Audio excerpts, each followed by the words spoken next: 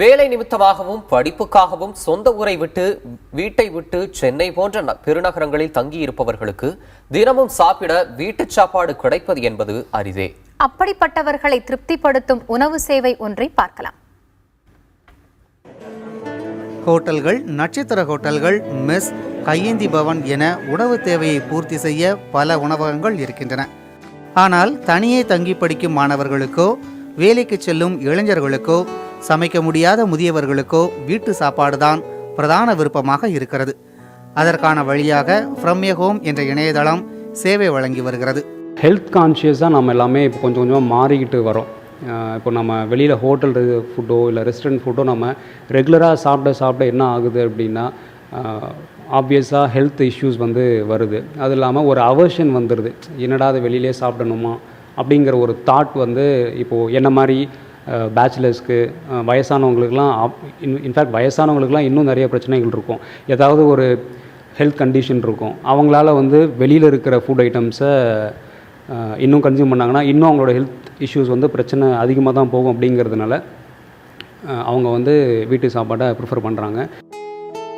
வீட்டில் உள்ள இல்லத்தரசிகளை தங்களது சேவையில் இணைத்து கொள்ளும் இந்த இணையதளம் அவர்களின் வீடுகளில் தயாராகும் உணவை தங்கள் இணையதளத்தில் பதிவு செய்துள்ள வாடிக்கையாளர்களுக்கு அளிக்கிறது. இதனால் வீட்டு சாப்பாட்டுக்காக இயங்குவோருக்கு வீட்டிலிருந்தே உணவு தயாரித்து அளிக்கப்படுகிறது. இதன் மூலம் இல்லத்தரசிகளுக்கும் வருமானம் ஈட்டும் வழியாக இருக்கிறது.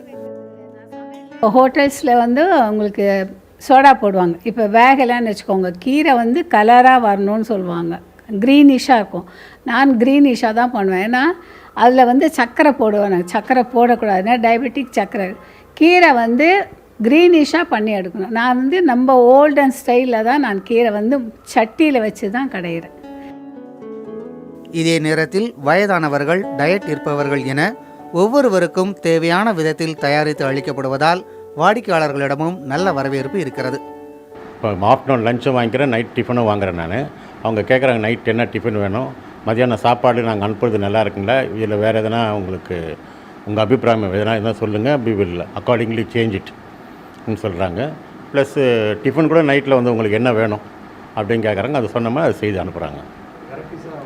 வெரைட்டியாக தராங்க, ஒரு நாளைக்கு ஒன்று தராங்க. அதே மாதிரி சாப்பாடும் நல்லா நியாயமாக இருக்குது. குவான்டிட்டி இஸ் குட் அண்டு நிறைய ஐட்டம்ஸும் இருக்குது.